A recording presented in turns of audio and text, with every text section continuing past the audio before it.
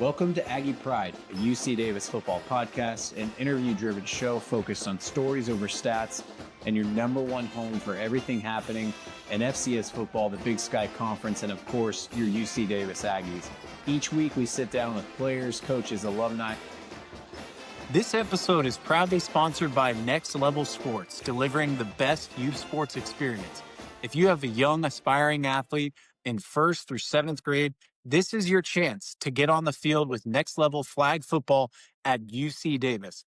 All teams are coached by a current UC Davis Aggies football player, giving kids real mentorship from the same student athletes who practice and play on the same field within the Aggies football program. All activity takes place at UC Davis Health Stadium, so you get the full game day experience every week. Whether your participant is brand new to the sport or already obsessed with football, Next Level focuses on skill building, teamwork, and growth. It's an incredible way to build confidence, make friends, and learn from true role models. Sign up today at nextlevelsports.com. Give your athlete the best youth sports experience. All right. Welcome back to Aggie Pride, UC Davis Football Podcast. We're here with some badass dudes. Language. Oh, Jeez Louise. sorry, Mom. Sorry, Mom. Sorry, Mom. We got Coach Trey, Coach Vavae here. And we're just catching up at the golf tournament. Get to know these guys a little bit. Start with how you guys are doing. It's phenomenal. Spring ball is over tomorrow, and we've had a good spring ball. So we're excited about getting the summer rolling and all that stuff, where the real improvement happens when, the players have to run practices. So I'm looking forward to it. Yep, doing really well. Adjusting to Davis, enjoying it, having fun with the staff, out here for the great vibes. So looking forward to finishing spring ball on a good note and taking it into the summer. So you said adjusting. Yep. So if you don't know, one of the newest additions to the coaching staff. So you've been around for a minute. Yep. When did you move the fam up? Yeah. Just got here about maybe a month now. Yeah. That was my roommate. He was my roommate for a little while. Coach Trey helped us out big time. Had the Hawaiians in the house. He was hosting the Hawaiians. So me, Coach Cody V, and Coach Trey just living it up. What's he cooking up? For? Smash burgers. We got Mongolian beef. He has a Blackstone and goes crazy on it. So I mean, you name it, he did it. Yep. Hawaiian barbecue, shoot, all of the above. That sounds amazing. I know it can be a big adjustment, so glad to hear that. Oh no, things are going well. Wife is the MVP in that move. I've kind of just been kicking it with Coach Trey and coaching up the boys. Anna's awesome. So yeah, she's kind of just been doing handling all the moving details. I kind of just that's good. Stay out of the way. Yeah. Oh yeah, sounds good. 100%. I was excited to see you coming to Davis. I know so many people were. So we're lucky to have you. Grateful to have you. Blessed to be here. How has it been, man? Coach mentioned spring ball, getting to know the running back room, starting to kind of step into this new role, like running your own room. How's it been so far? It's been great, especially being with the staff. Like, I feel like this business is all about who you work with. And, I'm surrounded by great people. Coach has created an environment where we can all learn and grow. And I feel comfortable doing that. And as far as the room goes, I have guys that just care about this team, care about the program. We've been emphasizing finishing and attitude, effort, and focus. And they've been doing a great job at all that stuff. So enjoying this whole process and just taking it one day at a time. Incredible. Yeah, Coach Trey, we actually got a chance to catch up with PJ. Yeah. And LaDania. Yes. Who popped in practice last week when I was like, who's 81? Yeah. Talk about your room. You got a talented room. Yeah, no, it's obviously it starts at the top with Sam. I think when you coach a guy like Sam, it makes you a good coach. Without Sam, I'm an average coach at best, so but he sets the tone, and PJ and Sam have been together since their freshman year, and I think the leadership has shown this spring because they ran walkthroughs throughout the winter by themselves, and I didn't tell them to do any of that stuff, and so we're becoming more player-led, which hasn't been the case necessarily in the past, and so it's been cool. You got a young quarterback. I think having a veteran receiver room helps. But this spring was about building depth. So Tyler Hennessy, LaDania Streets, obviously Scott Nixon's played a bunch of snaps for us. Colin Parnell, the young early enrollee freshman from Modern Day, all their development has been exciting, and I'm excited for what's to come in the fall. And obviously there's improvement to be made, but man, it's a fun group to be around, and when you coach Davis guys like yourselves, it's, they're highly intelligent football players that want to learn, and they want to get coached. They're not, scared to get coached hard, which makes it a blast. So it's been a good spring, man. It's been a good spring. I think we're all excited for the fall, you know what I mean? So. Well, and looking towards the fall, like a kind of final question, and then we'll start hitting them straight. Start hitting them straight. Solid contact. That's all I'm trying to. Eye on the ball. The ball's not moving. Yeah. Swing hard. Yeah. Yeah. See, this is what we need. But I think of a guy like Paul Shelton, and then obviously Coach Plough. Yeah. And I think what it must be like for each of you in your coaching journeys to be under their leadership. Like, we'll start with you, Coach Trey, and finish with you, Coach Vavae. Like, what have you been able to gain from those two individuals? Like, what makes them such great coaches? Yeah, I think it's not, I know people see the X's and O's and the creativity and all that stuff, which rightfully so for both Coach Shelton and Plough and all that stuff. But I think it's how they do it, right? Like how you install it, how you make them believe that this play is the best football play ever created. I think the conviction that they present with is a secret sauce. Obviously, how we coach the quarterback, and it's been proven since 1970 that it works, but watching them install plays and convince people like, hey, this is the look we're going to get. This is the play we're going to run. Go through your progression. When we line up and play football on Saturdays, we believe as an offense, it's only a matter of time before we put up 50, right? And so that's why there's never, any panic. But it's a pleasure to work with them. I mean, we hang out off the field. I think what Coach Plough does a great job of is he can be a normal guy on the golf course. You can hang out with him and the vibes are great, but he can also hold you accountable when the receivers aren't playing well, and I think we got a bunch of guys in the O staff room that knows it's football, and football is different than the personal life. And I think it's been really cool to see kind of the dynamics of everything. And I've learned a ton. The X's and O's is one thing, no doubt, but it's like how you do it that I've learned to be more important than anything else. So it's been a blast for me and my family. Well said, man. Yeah. Coach Vavae. Yeah, piggybacking pretty much the same thing. To me, it always comes down to environment, right? The culture, the environment that Coach Plough, Coach Schelt has created.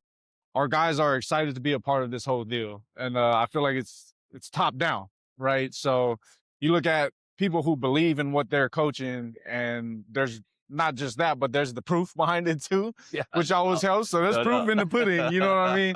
But at the same time, it's like not just the environment for the coaches, but the players as well. There's buy-in. Like Coach Trey said, our team is really player-led. Like these guys are holding each other accountable. And I feel like that stems from Coach Plough holding us accountable, Coach Sheldon letting us know the clear, direct messaging of like what we need to get done as a staff, as an individual position. Like there's no like gray area. When Coach Plough wants something done, it's clear, and they let us know why and how it should be done. And we are extensions of them when it comes to this program, this offense. So like, just excited to be bought into this process. And like we said, excited for the fall, man. But like to get there, you got to be able to grind these days out and really make the most of it. Yeah. You didn't ask about Hawaii. I know. Oh, well, I said we didn't talk about the weapons in Israel. There's a lot more. Okay, a lot more. But we're not done. I think the last thing, you take it, bro. I mean, nope, I don't want to. You take it. Oh my God. Talk about the Hawaii legacy when it comes to football, and also here I'll brag for him because he's humble. He won't brag. So I'm older than him by a lot. But growing up in Hawaii, you've always wanted people to recruit Hawaii, right? And you've always wanted the guys in Hawaii to be able to have the experiences at a Davis or at a SC in his case, or a Notre Dame back when Manti Te'o was coming out, right, and all this stuff. But when we were coming out, it was like, this was pre-huddle. This was DVD, VHS, right? And you were sending stuff out. But I think I was already coaching or maybe just got into coaching. I remember watching Vi in high school.